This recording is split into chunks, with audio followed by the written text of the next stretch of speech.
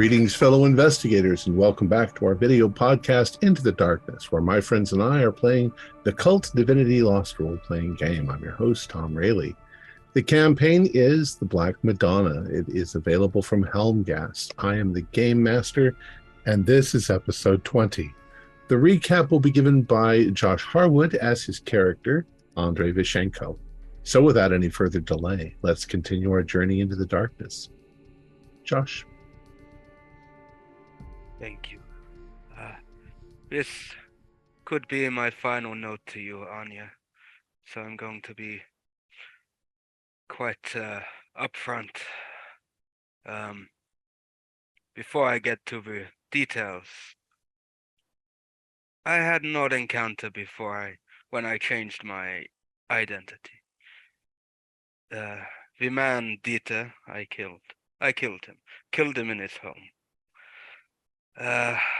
But the strangest thing is his wife was there. She witnessed me. And you want to know what she said? She said to me, "How can I help you?" She offered to help me. And offered to help me become him. I chose him because we looked similar. But she was fine with me taking his identity. We became close, very close. And then she was taken from me. I guess that is one of my secrets. I don't know why she was taken from me, killed in some darkness. Maybe that's what haunts my nightmares. Haunting nightmares.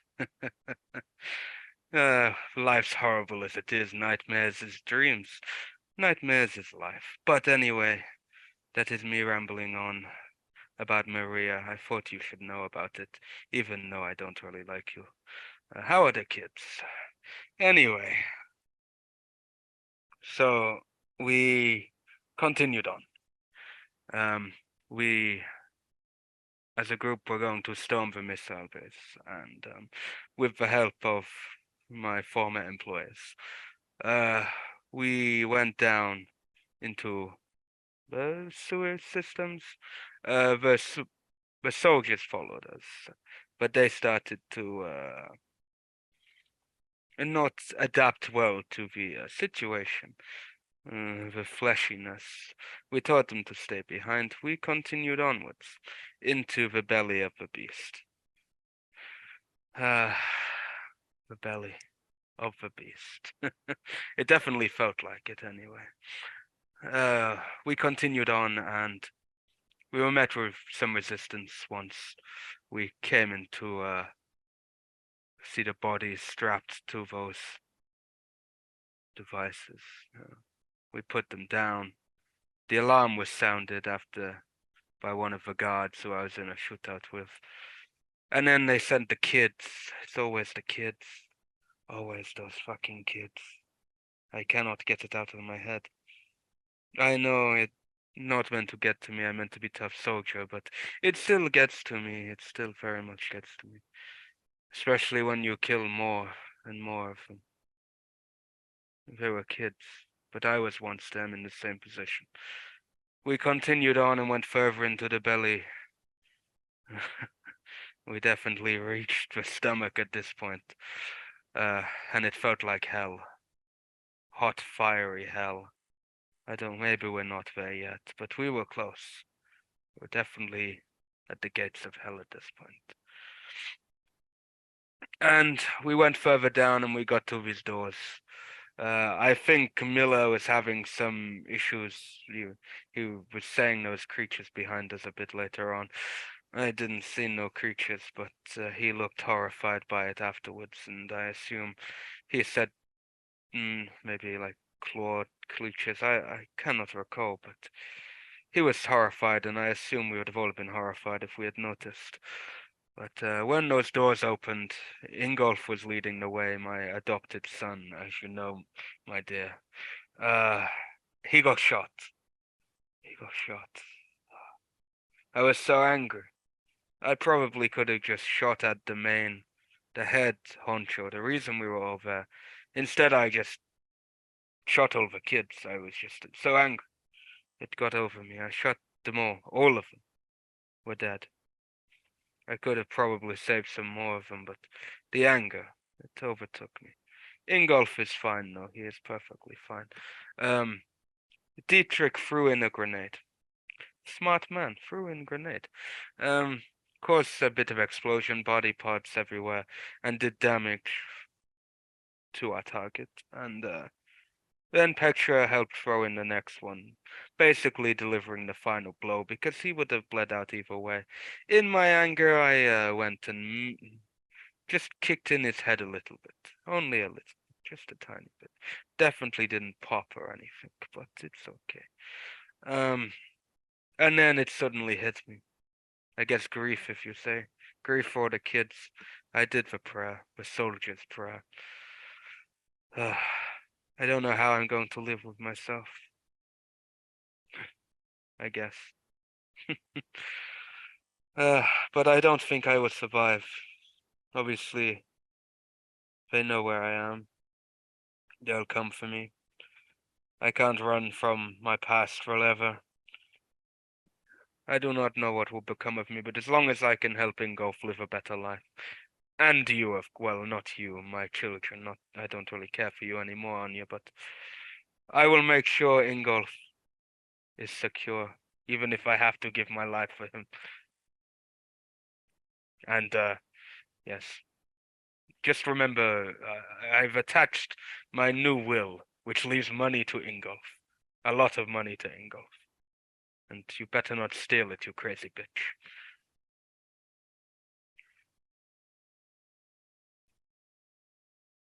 Okay. So, following the events at the missile base, you are still in hiding somewhere in Moscow. Selivanova has said that she is investigating what is going on in Leningrad and that she will contact you if she needs you. But she's also expressed that it may be that things will settle down now, that the general leading the Russian military is kaput. So what do you guys do? We'll say it takes, over the course of a few weeks. I know that two of you have bullet wounds that you need to heal.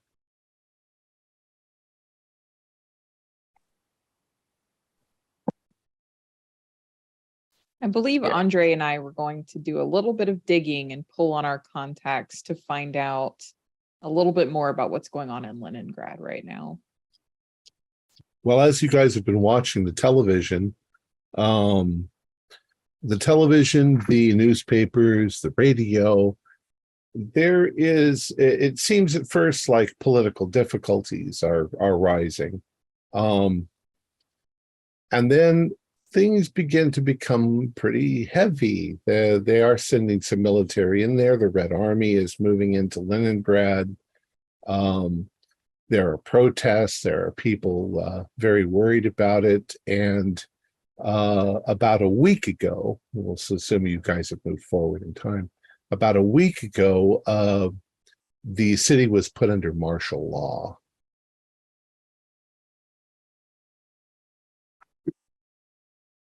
So it's very difficult to get in and out of the city. Not historically a very good sign. I am taking this window to study the alchemical symbols and writings on the material that we took from the bunker. Possibly Petra and Dieter can help me acquire texts through their network, since I don't have access to my materials in Berlin. So where exactly do you want to go with that? You want to look up occult places or? Sorry, go ahead.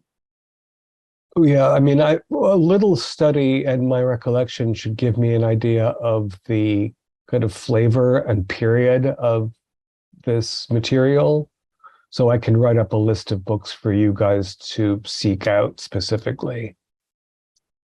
You know, if it's 14th century Latin stuff, you know, there's De Rerum Mysterii and so on. Okay. Yeah, but Russian bookstores and my skulking around haven't been fantastic. John, what are you up to? Well, I've still got my little personal mission of trying to harass this Harcombe arsehole in his dreams. So I think I'm going to be spying on him to begin with for a short period to find out what his reaction is to all this that's gone down in at the missile base, and then slowly try to either worm my way into his dreams or bring him into mine so that I can talk with the fella. Okay. And Andre and Ingolf, you are recovering, though you guys are up and walking about. You're not in agony anymore. What did you guys want to do? I will be assisting Pecture and Dietrich in whatever they require, but I will obviously check on Ingolf, as I have adopted him as my own, basically. So. Yes, you've made that very clear. Yes, very clear. How much vodka do I need to drink to heal a leg wound, Andre? You're the expert in such matters. Well, I did say that you're allowed to drink in these set of matters. Well, I used to drink at least 2 bottles, and I was, but I don't know if you can handle it. You're not a proper built for it. So maybe just a few shots for you. All right. Petra and Dietrich, you're going to begin trying to find out what this information is. You've got access to libraries. There are various occult institutions around town. And there are people of a little bit more shady, knowledge that you don't know whether it borders on whether you suspect it's just superstition and nonsense. Given the origin of these documents, I think this is actually metaphysical intel, not superstition. So there's one, we can go ahead with the investigate faculty, but it might also be useful to see through the illusion. I can imagine looking at these blueprints for a metaphysical missile system and seeing something beyond that connects it to hidden realities. All right. Do an investigate roll, do a see beyond. So if there's a For the investigate, 20. okay. So you that amass quite a few texts and things. we do find some material, and sadly for the illusion, 9, which means I might have poked a bear. Possibly, yeah. Because you do have to occasionally interact with people out there, and you're asking some questions. And sometimes things look back through the veil. Right. And Petra, you were assisting him, or? I'm no good at seeing through the illusion, but I have contacts. I could at least pull some strings in the physical world to see what I can find here. So Dietrich, what it's looking more and more like is substances that are designed to possess people on a spiritual level. The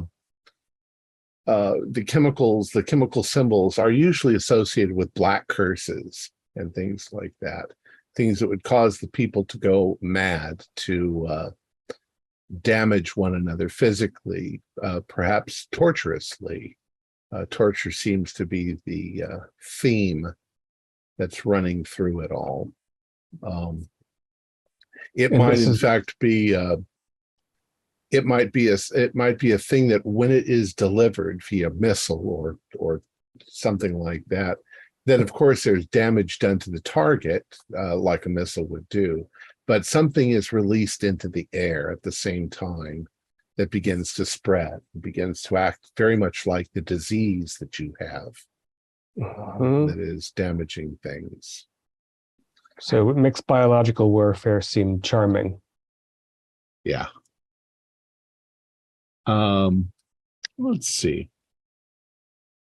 John, you attempt a number of times in the beginning to infiltrate Harcombe's dream. And at first, you are still able to do this rather easily. You see memories, you see him studying various forms of magic, death magic. But he gets better and better at recognizing that you've shown up. So finally, we'll say after a week or two of trying to do this, you find yourself in that industrial area. You're approaching the area that you think is his temple, and the guards that are there block your path. But from somewhere in the darkness comes a voice that says, "Let him in." You walk inside, and the dimensions of the room change. It seems on the outside like it should be a warehouse, but once you step inside, it's more like a palatial mansion somewhere in the mountains up high. It's rather nicely appointed, like almost like a resort. Everything looks comfortable. Everything is soft. It's warm. And you hear Harcombe from the other room saying, "Come in, John, come in." I'll accept the invitation. He's in the other room. He's fixing himself a drink. Would you like a drink? No, I'm good. He looks at you and he says, "Are you sure you wouldn't like?" And he names your favorite drink. I didn't know they had dossiers on me that were that comprehensive. Well, you look into my mind, I can look into yours. And you're not as good at telling when I'm there and when I'm not. Well, I've had certain experience wandering around. I've not done this in this capacity for very long. We had a bit of a crash course. Have a seat. What do you want, John? Kind of what I was going to ask you. That what is your involvement in this? Because you said previously, and I've been kind of mulling on this statement you made, that it was dumb to ally or chain yourself to a higher power, and yet you're also seemingly working for Chigidiel. So I'm confused. I want to know what your part in all this is, and seeing if we can just pass like ships in the night, or are we going to be set on a collision course? I'm hoping for the former. You do have a misconception. I'm not working for Chigidiel. I'm working for myself. The universe isn't what you think it is. It's more complicated than our regular mundane lives. There's a whole slew of machinery that it all runs by. Very intricate system of levers and pulleys and things like that. I've simply spent my life trying to learn how to manipulate those things. For instance, time and space. And he just sort of looks around at the room that you're in. He says, "This isn't a dream. Not to me. To you, maybe. But this place actually exists in reality because I can move time and space." How old do you think I am, John? And he looks like 30. I'm guessing probably considerably older than you look. Exactly. Yeah, I am. I'm actually going on my 73rd third birthday this year. Once you find the answers, once you begin to see, you can manipulate the world around you. I'm just riding the fastest train. Mm-hmm.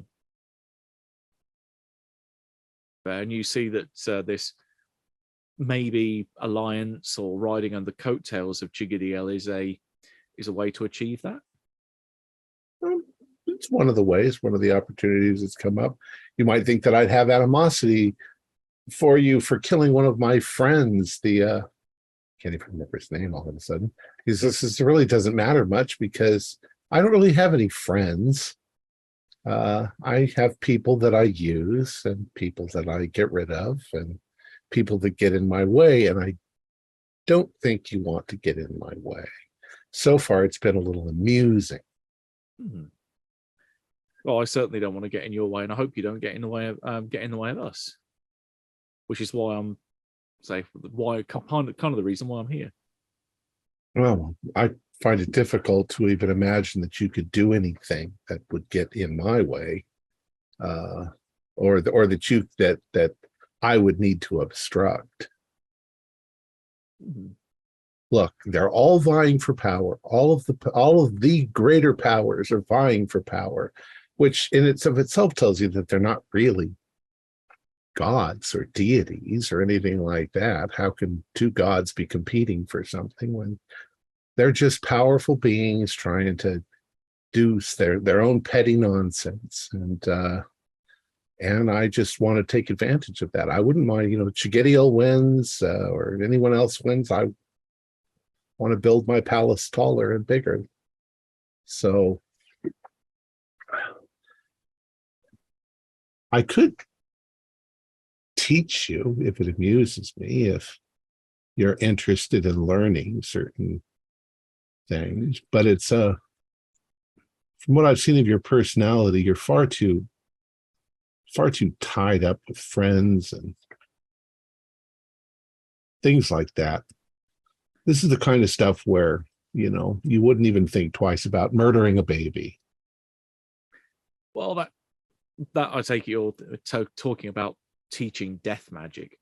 That's not my bag.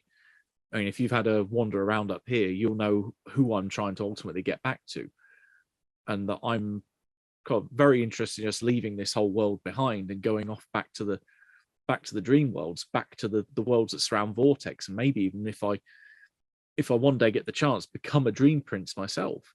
That's where I want to end up. It's just another level of nonsense. It might be nonsense, but at least it's enjoyable. And it's better than here. Rather than getting that's also its own level of nonsense. Hedonism, I can go for that. I like hedonism just the same as anyone else. But in the end, it's just another distraction. In any case, that's all I had to say to you. If you want to keep sticking your nose in, then your nose is going to get broken. Well, as you put it, there's a big old machine out there. Those cogs and gears are going to grind us all up at this rate. Well, that's why I'm trying to avoid it as best I can, and I've done pretty well. I haven't aged a day since I started. So I'm wondering, what are you going to do with this big palace when you've got it, though? Hedonism.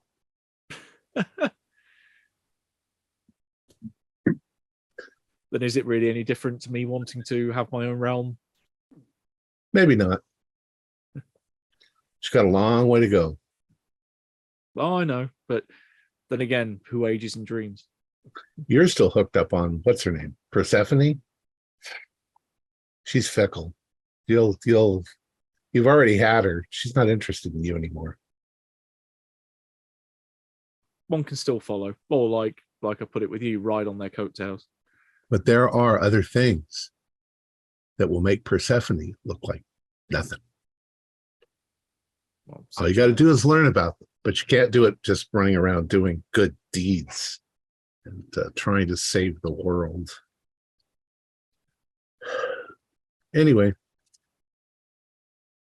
and he snaps his fingers and you wake up in bed. And from that point on, you are not able to get into his dreams. Gotcha. Although I don't know whether you try or not. I'll probably try one more time, but if I bounce, I'll take that as a given. Yeah. But I think I will. All right. I will report back to the others, saying basically the overview of everything that happened in that conversation that he told me. So he might not be a direct antagonist after all. If he's literally just trying to exploit the situation, then we might just be able to avoid him. Like I said, paths like ships in the night. Yeah, the less people we have to deal with, the better, in my opinion, honestly. So during this, there's a period in here where Ingolf is alone. What are you going to do, Ingolf?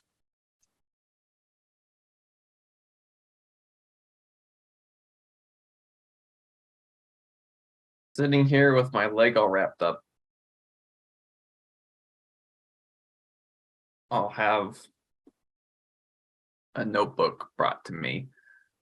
Drinking vodka heavily. I think that goes without without mention, but I want to look. They're trying to rebuild that orphanage. What exactly does that mean? So I'm going to start. You're going to do your... All right.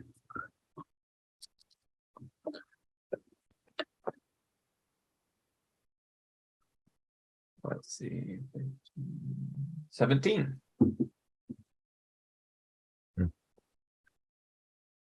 You find yourself sort of floating out of your body up into the air over Moscow. You begin flying through the air. You can see the stars going by and the landscape changing. You fly down towards Lenningrad, and like a space movie, there is a giant sucking black hole over in the direction of where Kalenko's house or his orphanage would be. It's bigger and more powerful than the one that you saw at the missile base. It seems to you begin to realize that as you have killed the avatars of Chigidiel, the remaining one gets stronger. It's like instead of killing them, actually, you are reincorporating them into a single being. And that is now where Kalenko's place is. At the same time, when you look carefully, you can still see Kalenko's orphanage. It is sitting there, hovering over the abyss with all of the inferno down below it. And it looks like they're building something. But people aren't building something. There is something being built in Inferno that is rising up towards Kalenko's house like a huge castle or citadel of some sort that is being slowly, meticulously assembled and is approaching the surface. And that's when you wake up.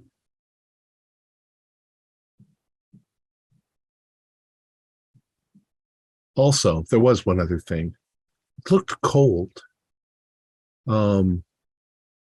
It's no longer winter, and yet you saw snow in the ground all around Kalenko's orphanage. It reminded you of pictures you've seen of the siege of Leningrad when it was the dead of winter and everybody was freezing to death and starving to death. All right. So a few weeks have gone by. What do you guys, or a week has gone by since you've heard about the problems in Leningrad, what do you guys want to do now?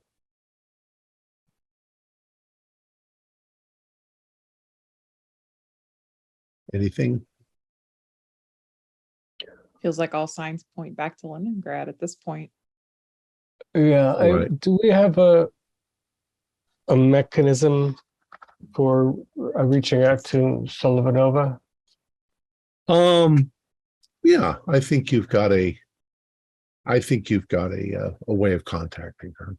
It's probably convoluted, but yeah, Right. you'd probably do that. We put a yellow handkerchief on a window, and one of her Right. pens comes.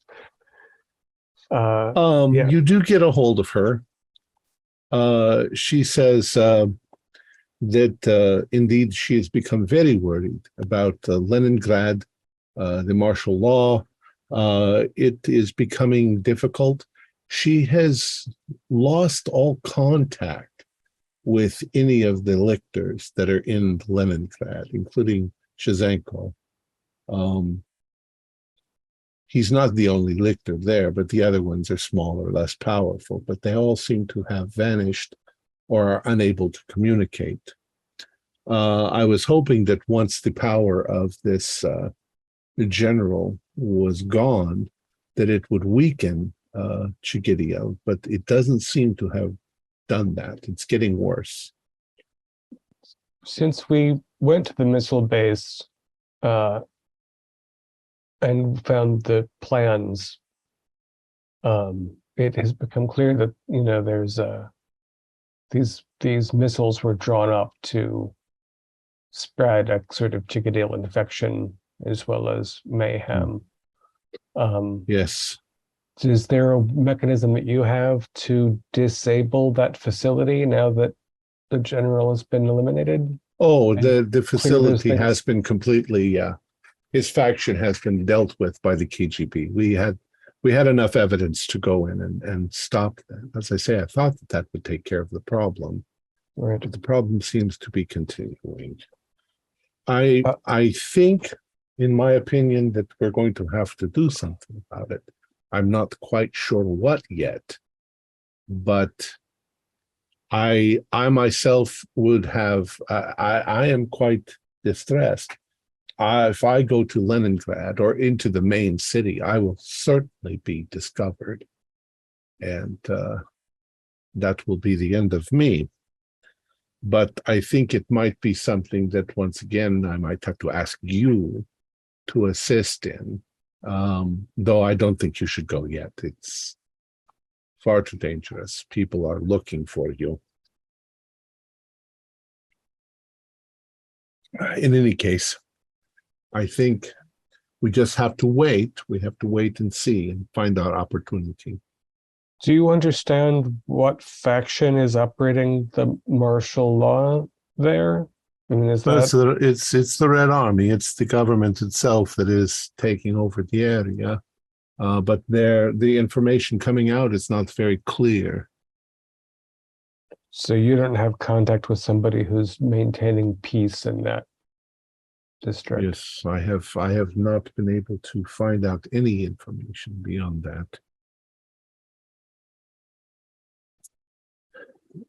It will probably be some sort of military coup or political coup, but we haven't been able to. We thought our biggest danger was the general, and now that he is gone, certainly his followers and the people underneath him don't have enough gumption. I can't think of the word to take control themselves. So we'll have to just wait. I will contact you. So a few days go by, and it's evening. We'll say it's about 6 p.m., and there is a knock on your door.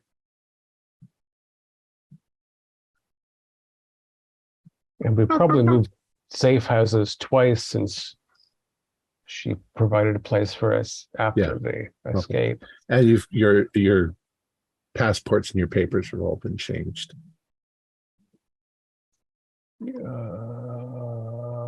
There's another knock at your door. It's a little knock. Little. It's not the giant pounding of a bishop lictor. That's nice. Gun is ready anyway, so just Bishop Yeah. Lictor didn't really knock. No, he pounded coming down the hall. Yeah. All right, Andre, I'm gonna open the door from the side and say, hello, who's there? okay. As you open it, what do you mean? Like you're peeking out? I'm actually sort of standing not behind the door, but behind the door jamb, which provides a little more protection from flying lead. Okay. But you actually open the door, or you Yeah. just say that to the door? There is an old man standing outside the door, which you immediately recognize as Nestrov, the icon painter. And he says, "It's complete. It's time." Do you want to come in and tell us, or do we have to go somewhere now? Yes, of course. But yes, we do need to go. Yeah, well, if we have time for a cup of tea first, you could explain. He's dressed in old-fashioned Russian clothes, and he is speaking only in Russian. Although, are there any of you that don't speak Russian? You all speak a little bit of Russian. Ingolf doesn't. You seem to be able to understand him, regardless of the fact that he's not speaking in your language. He says, "Well, it is complete. I need to bring you to the cathedral. The bishop is waiting for you there. We finally know what we need to do." But he will explain it to you. And then he sort of looks around and he says, "But I want to tell you that you need to use your hearts in the actions that you do. You need to be sure of your actions and understand that things are not always the way you are told they are."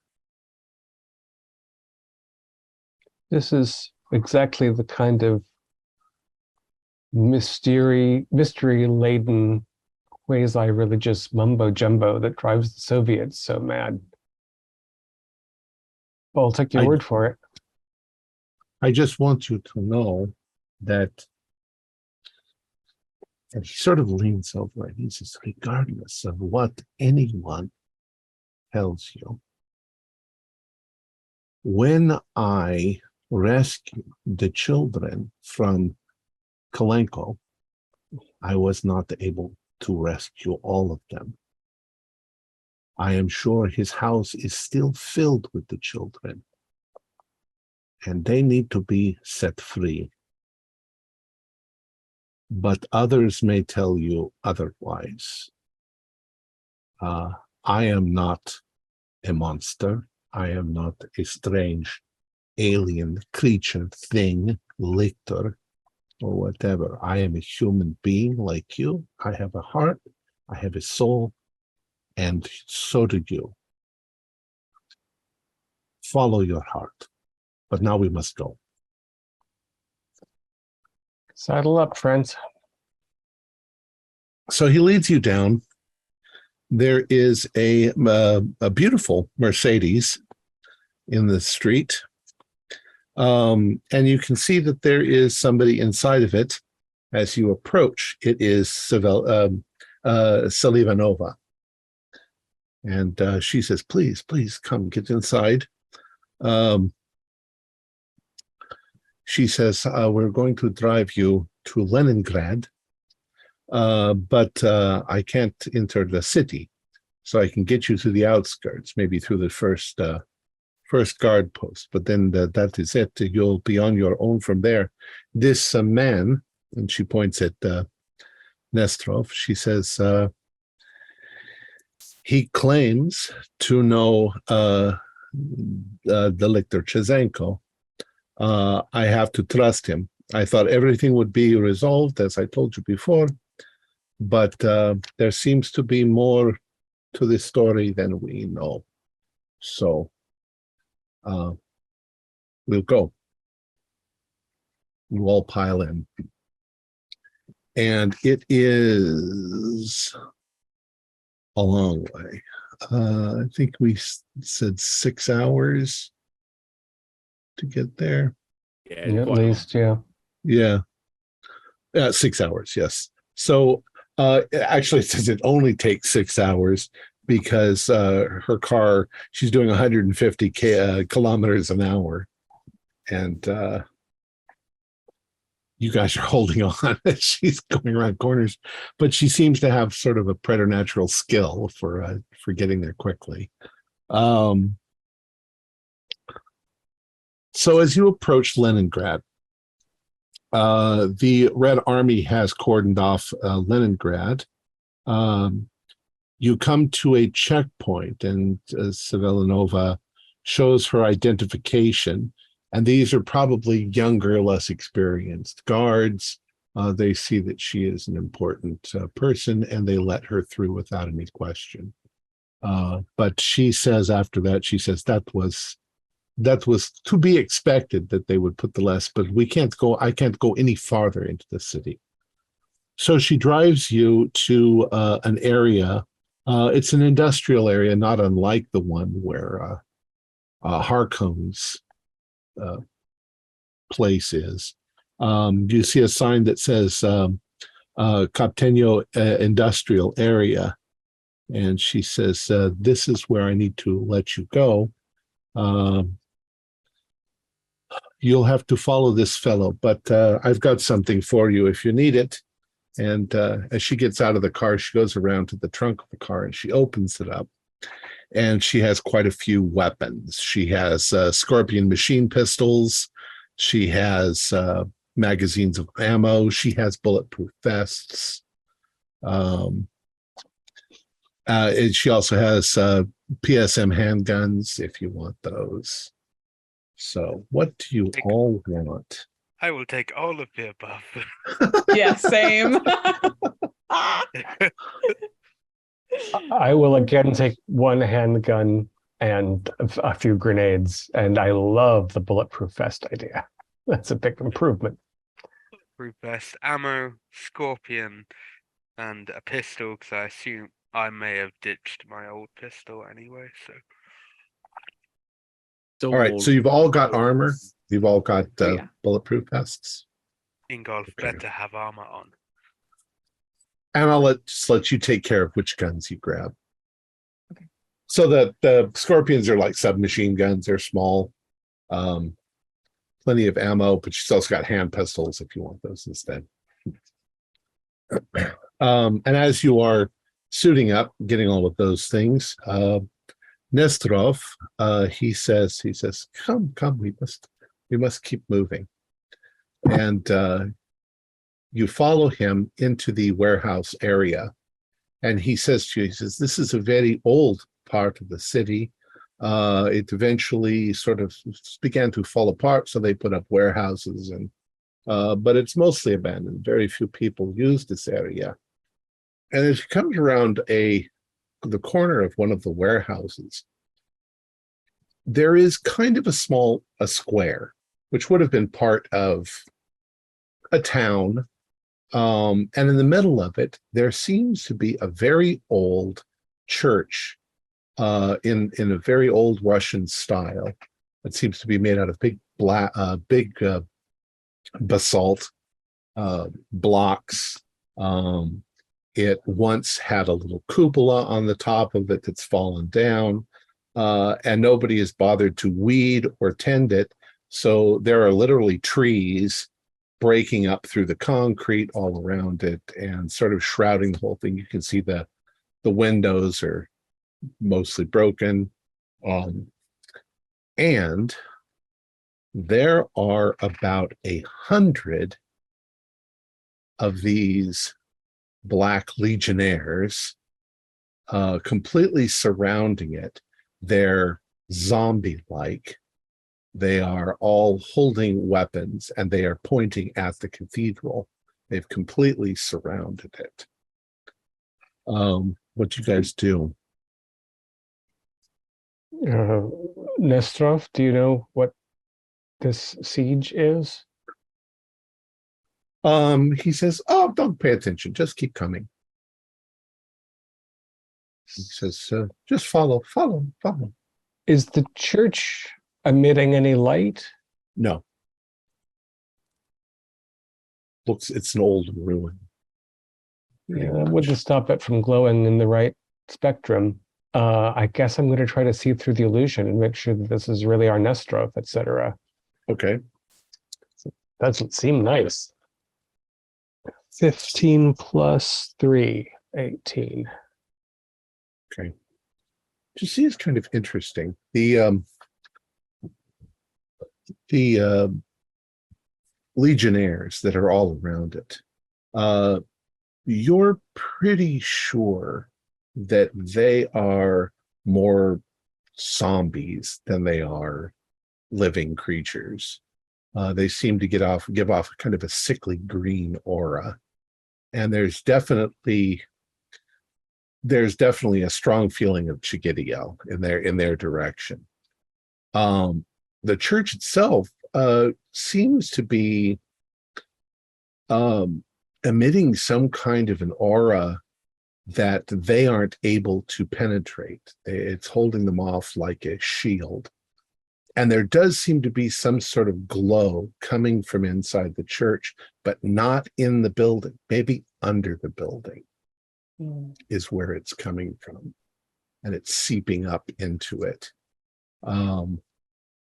Nestrov continues. He's just like, don't be afraid. Just don't provoke them. Right. Yeah, no firing. They're all stalled. Does Nestrov look different? No, he looks about the same as he did before. He has, I guess, what you'd call a fairly pure aura. You know, he's a good man. Which is interesting because you thought that maybe he was somebody who follows orders, but he doesn't feel like that. He feels like somebody who does what he thinks is the right thing to do.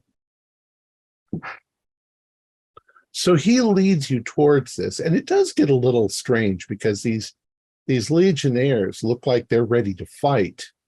Some of them have grimaces on their face. Some of them move slightly back and forth as they shift their weight, but they don't seem to notice you, almost as if you were invisible as you're walking past them. He takes you around to the eastern side of the church where the altar would be, and the whole side of the building has been demolished. It's broken. You literally just climb over the broken wall into the church itself. It's very old. The altar is still in place. The icon screen in front of it has fallen down. There are icons painted all over the walls and ceiling, but for some reason, all of the fleshy parts of them, the face, the hands, has been burned black. And you can see that there are a number of little side chapels where there would be, it looks like there's remnants of candles that are all melted down, and various shrines to the Virgin Mary and Jesus and so forth. And he says, we need to go down. He says, but I am not going to continue. You go down, Chizenko is there, but I have other things now. The icon is finished, and I think we know who has been chosen. And he looks at John and sort of clamps your hands and smiles a bright smile. And then he turns and walks away. I do a read a person on him just to make sure there's nothing that's setting off any alarm bells here. Okay. So that is intuition. 12. Okay. What question do you want to ask me then? I kind of already did. I suppose this is more of a general comment. Is he lying about anything? It doesn't seem so. It's maybe not sure that he knows everything, but he feels like he's done his job, and he doesn't seem to be the kind of person to side with anything that's evil. So, all right. So how are you going to proceed? You have had to kind of push your way through the legionnaires to get to the hole to get in, but they didn't react. Yeah, down we go. I don't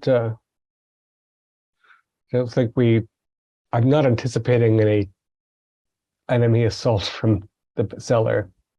I think Chigariel's down there, which means he's been able to come back to the city.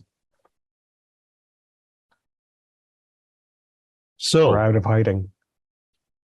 So you descend the stairs. They're very small, narrow. You're going into the crypts. The crypts are it's basically a long hallway. It's all old stone, old, wet stone. And all along the side are little crypts, one after the other, both on the right and the left. If you look at the inscriptions, you see that a lot of them are Shizenko. They are his family. He was once human. And you can see dates ranging from 1154 up to 1480. So his family has been in the area for a long time. You follow that hallway down, it turns a corner, there are more crypts, and you can see at the far end, there is light coming through a door. It's actually like an iron gate that's there.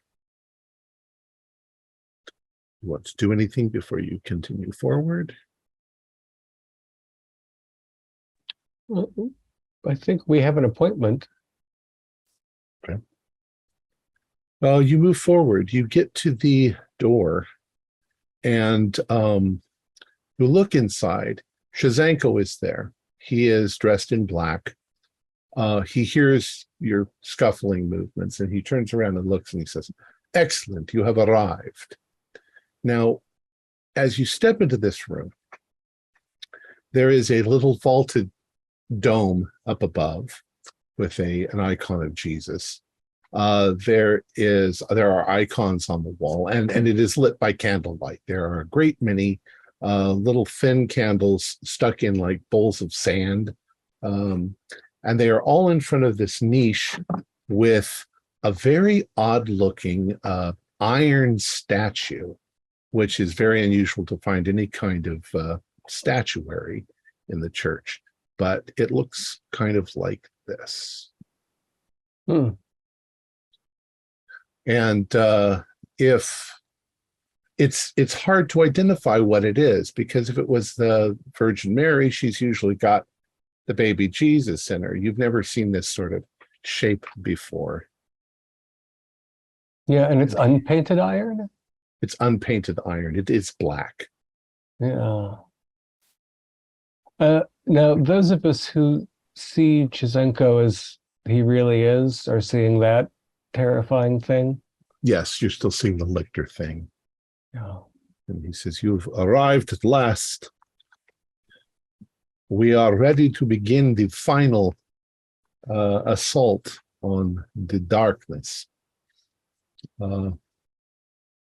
He says, "This chapel has been here for many, many centuries. It is called Svyatoi Zashita Bogorodica, which is the holy protection of the Mother of God. And this," and he turns to the statue, "is the Nasha Chernaya Madonna, the Black Madonna."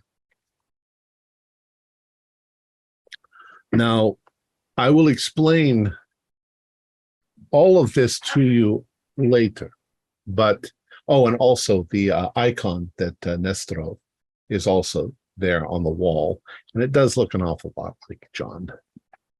And he looks at it and he says, you see that she has chosen you, Mr. Miller, to be the conduit by which she will put down the darkness. You yourselves do not possess the power. I do not possess the power to drive him back now that he is establishing his citadel. What is necessary is that you, John Miller, you must allow her to move into you, to unite herself to you, to hide within you. Your mark, and he points to his forehead, will hide her identity. You will not be harmed. You will not be damaged in any way. But this will allow you then to gain access to Shezhenko's monstrous orphanage. And there, once you have encountered the avatar, the incarnate of Chigidiel, she will do the rest. She will leave you and she will destroy the citadel, and she will destroy him as best as only she can do. All you need to do is get inside. Now understand this. We failed the last time because, and he sort of shakes his hand like this, because a servant did not follow what we told him to do. You must not allow anyone to leave that building. No child you find can live. You cannot open up any doors. You cannot release anyone. It is the only way to assure that this will never happen again, or this cycle could repeat endlessly forever. You understand? That is most important that you understand this. Now,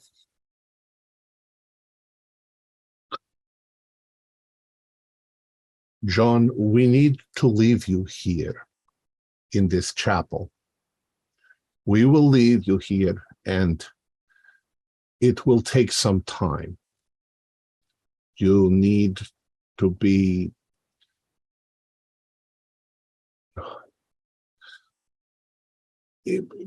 she will take possession of you. I don't want to frighten you, but she needs to possess someone because of this reason that I've said.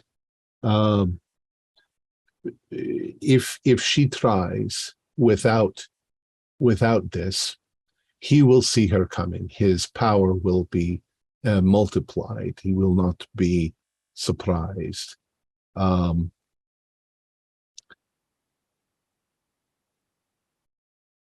If I tried, I will be recognized immediately. I can't even leave the building now. I have been trapped here for quite some time. I have been cut off from all the other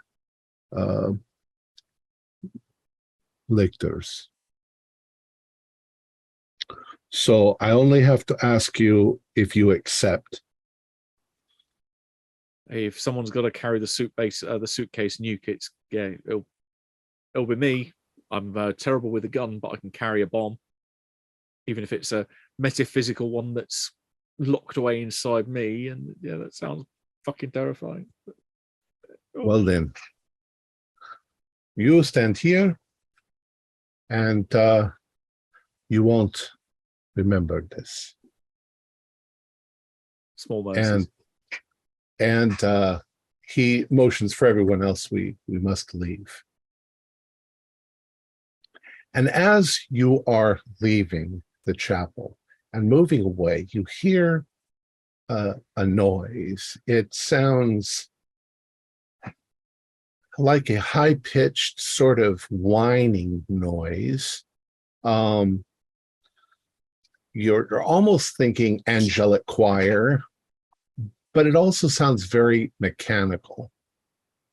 And in that moment, John, as you're standing there all alone in front of the Black Madonna.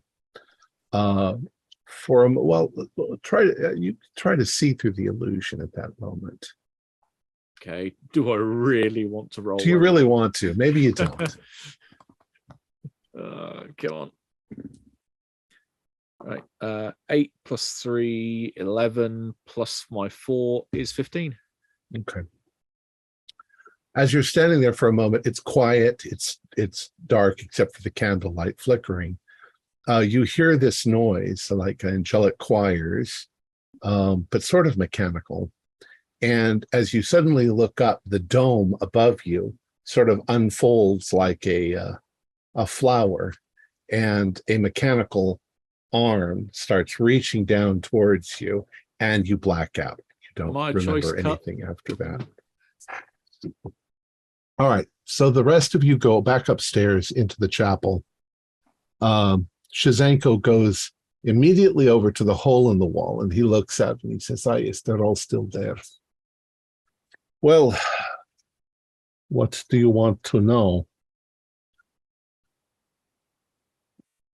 Well, I guess the first question is, if we succeed in infiltrating the orphanage and the entity comes out of John, are any of us going to come out afterwards? Or of course, yes. Going to just be... the Holy Mother will make sure that you have a safe passage out.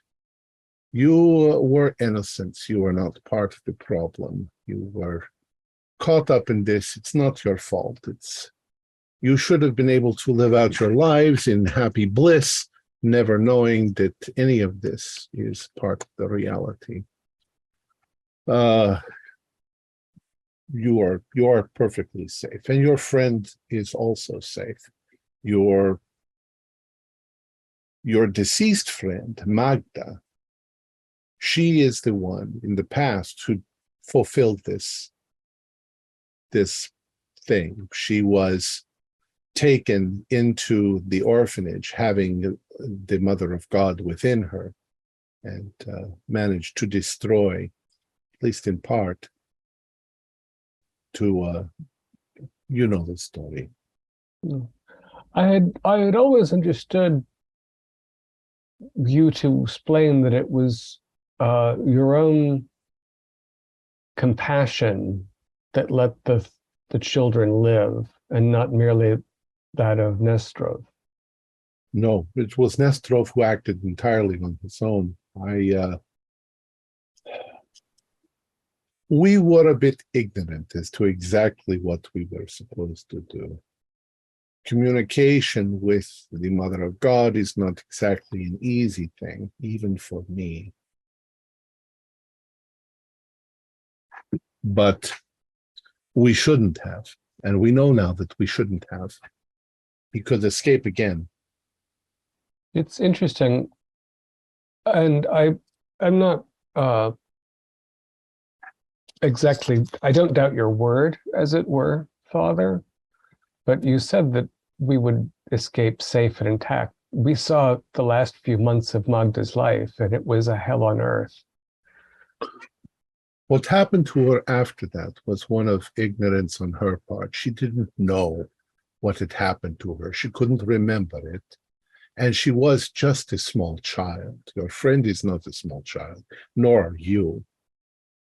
You know that there are dangerous things in the world, that the devil is constantly trying. But I think that your destiny is to stop this problem now, and you won't be called upon again, not in your lifetimes. Brief as they may be.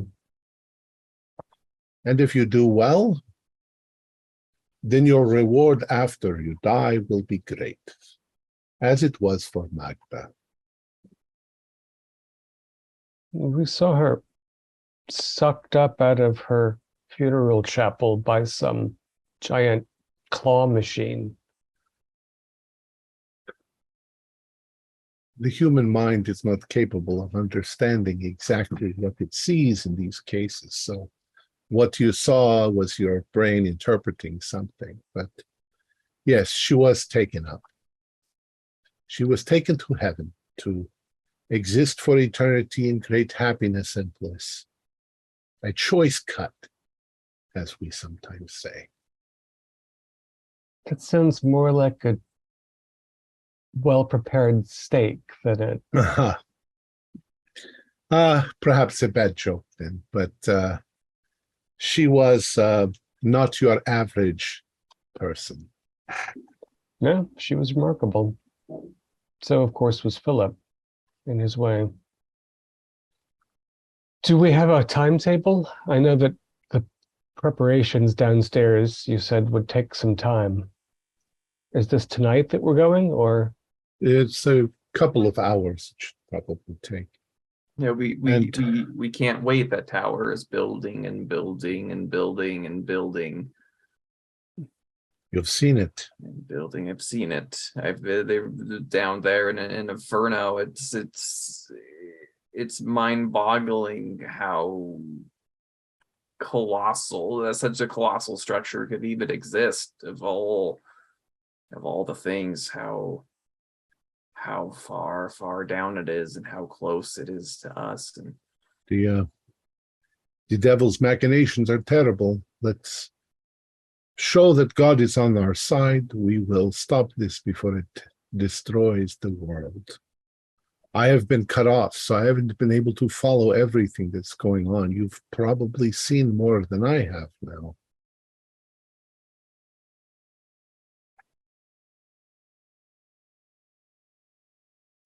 So, he warns you a couple times over the next couple of hours not to go down there, regardless of what you hear. And occasionally you do hear John sort of call out. You don't know whether it's in ecstasy or agony or what. And you're a little afraid. He's fine. He's fine. Don't worry about it. He just needs a little alteration. So, after a few hours, you suddenly hear a huge crashing noise that it sounds like almost like part of the building collapsing.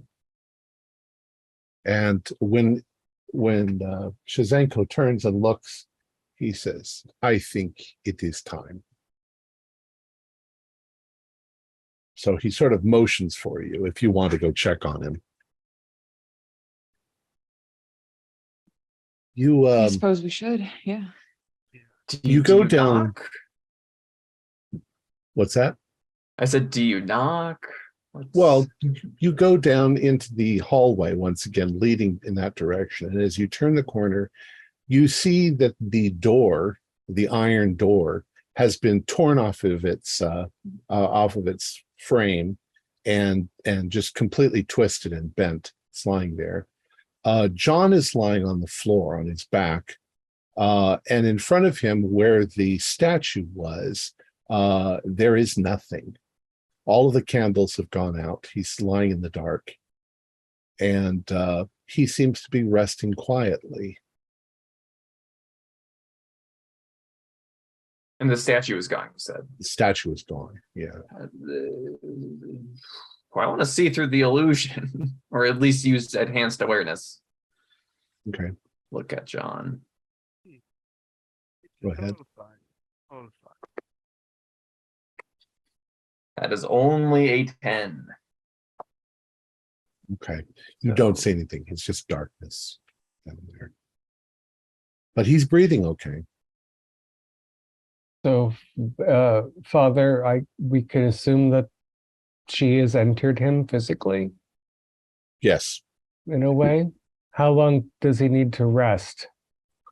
He should be fine. Just wake him up. I'm just going to slap him. I slap him a little bit. You could just shake him awake, No, slap. Andre. I am slapping. Andre's knows what he's talking about when it comes to recovering from extreme bodily injury, Petra. I think we should listen to his wisdom in this regard. Also, he's a very nurturing parent. I am very nurturing, as I have gun in hand as I slap John. So John, as you stand up, you feel refreshed. You are a little dusty and from the ground, but you don't remember anything. Apart from that glimpse. Yeah, of the you vaguely remember something reaching towards you from above, and light and music, and then waking up just now with Andre beating you to a pulp with it. I mean, just slapping you around a little. don't. What the heck? That was me having a nice, lovely rest, and you had to go and do that. You'll be fine, John. Unless you got all red-eyed on me, then I might have had to bash your skull in. But it's all good. My Yeah, eyes aren't red, Are are you they? feeling okay? You know what? I feel like I've probably had the best sleep I've had in a long time. But other than that, I don't know. I mean, I don't remember anything that happened. Apart from I remember seeing probably what would have been the view that you described previously of that big mechanical arm or something coming down from above that Magda had above her in that chapel. But otherwise, that was about it. Curtains. Probably a blessing, as we said. Now you must make your way into the heart of Leningrad to get to the Kolenko. It won't be easy, and you are no doubt going to have some opposition. Yeah, the well of energy or whatever it is that's keeping all of the goons outside from coming in. You don't happen to have some portable versions of that, do you? It is God, my friend, that is keeping them away. They can't come into the holy place.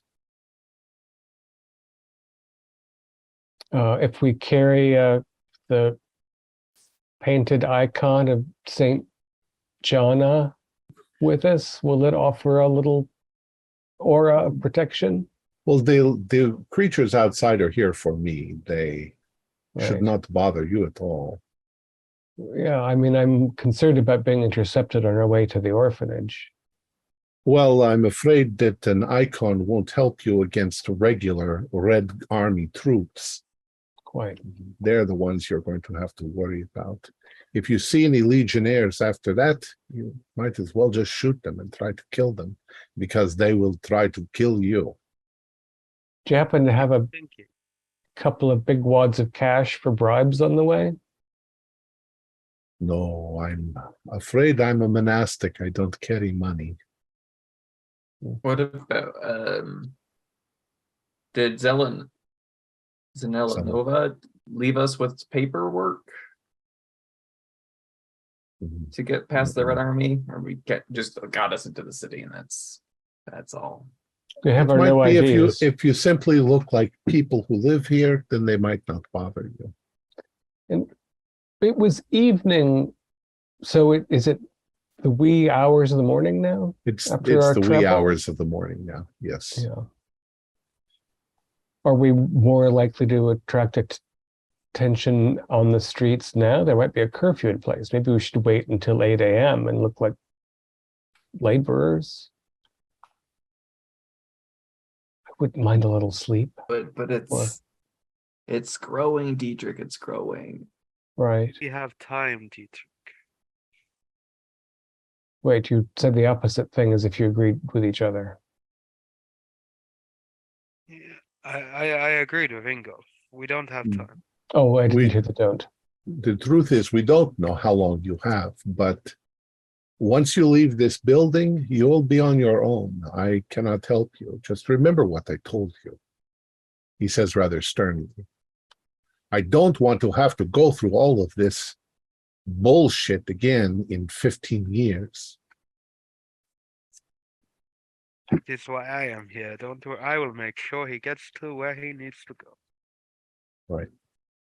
So with that, you go up and out. The Legionnaires once again completely ignore you. Still creepy though.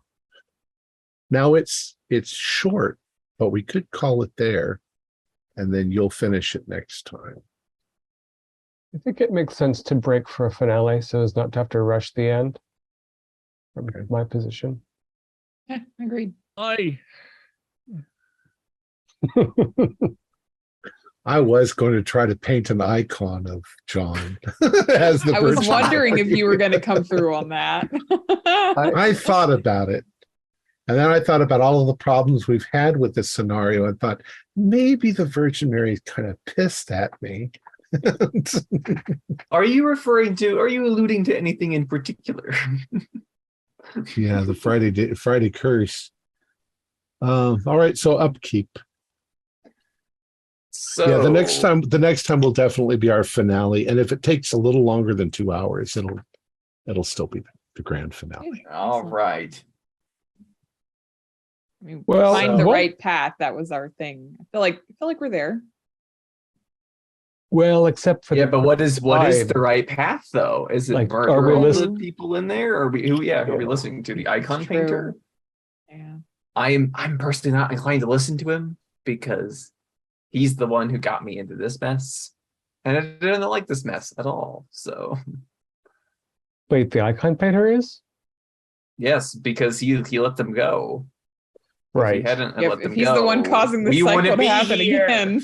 We wouldn't Right. be here right now. And I don't want to be Yeah. here again in 15 years. Yeah, I'm not coming back. Well, To be and honest, we just have to. this obviously is what we're muttering as we move through the quiet streets of Leningrad in the pre-gray pre-dawn. It's like, I'm prone to listen to the fellow who's in solidarity with humans rather than the monster that you can't actually see, but is a goddamn monster. It's true. The argument that we don't want to repeat it is very good. I appreciate that argument. The argument, but also he believes that this is the mother of God, which I don't believe. And his, like, the way he downplayed, she's a tasty morsel, whatever, like, I don't want to be a fortunate viand of the gods who gets gobbled up for being nice or for following orders. I'm a little more save the children. But the person, I mean, like, but this is saving the children. I mean, It caused a lot of trouble. Those three monsters. And I mean, it almost brought the end of. I mean, it could have been far worse. It could be far worse next time. If we had stumbled and fell earlier, like those missiles they were building and were going to launch. Bad news. My argument is that we have not found the right path between us. Fair. I would agree with that. But if what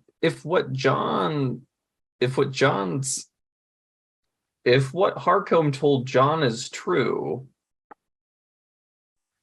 then perhaps there should be a reframing of this whole situation, because the icon painter doesn't understand that in eliminating the children, you're simply giving them another pass through the machinery. Churn through.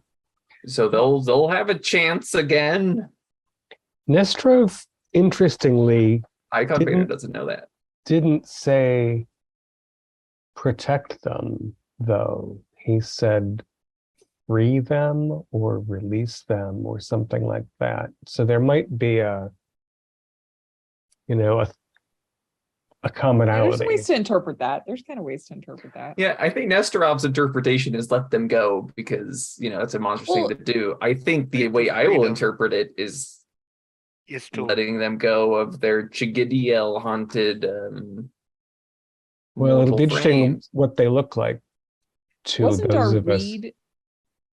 Wasn't our read on him that, like, while he is sincere, he doesn't know everything. Yeah. Like, he doesn't have the true picture of it. Well, he's an innocent man as Yeah. opposed to Chizhenko, who is a lictor, and Right. therefore a terrifying being with more data points.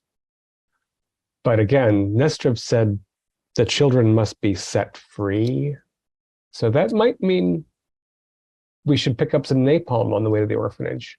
Just make sure that nothing organic comes out of that hole in space. That's the way I'm interpreting it. I love it how Andre's been such the fatherly figure here. Don't worry, little kiddie. Bam. Yeah. Listen, Have to do after what you've got to do. Stuff for the little children. after my convalescence and an unbelievable amount of vodka, I think Andre is the best father I've ever had. 3 shots of vodkas, a lot. Wow, you're a lightweight. What do you? And just as you really got to know Andre, just as you got to know Andre, he accidentally shot himself in the face with his gun. Yep. No.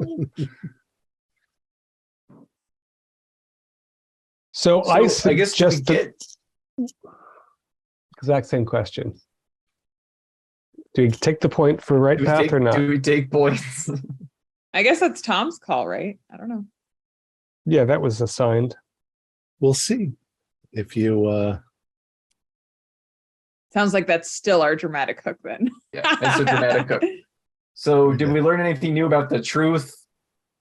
I'd say yes. We learned there's Arcome's definitely we learned there's definitely a information struggle between multiple principles out there. Yeah, everybody's fighting. So did we learn more about? Did we challenge ourselves? Not really. I don't think in this episode we kind of. I don't know. I feel like John did. Like that's a big leap of faith on John's part. Yeah, that's true. But I would give it to probably just John. Just John. The rest of us kind of just. I mean, healing that bullet wound and drinking all that alcohol. It's difficult, but I pulled through. It's tough, but someone's got to do it. That's right. A nice ride in Mercedes isn't the worst thing that we've gone through since we were infected. Though speedy. And 94 miles an hour is really not that big a deal.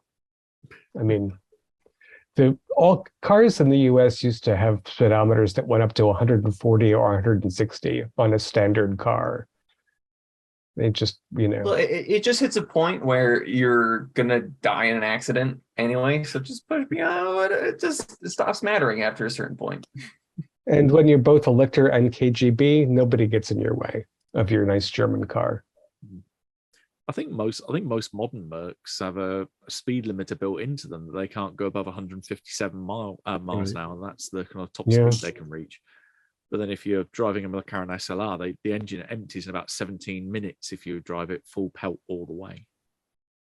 So we probably would have how far you will go in those 17 minutes. I saw a video on the Autobahn. They were talking about that legally you have to keep your car in like super tip-top condition, and all of the restrictions on what you can and you can't do. But I also, in the same video, they show a car on the Autobahn get into an accident. It was going like 120 miles an hour. It lost control. It went off the road, flipped over a couple of times, and landed back on its wheels. And then it just drove away. Like the people inside went, oopsie daisy.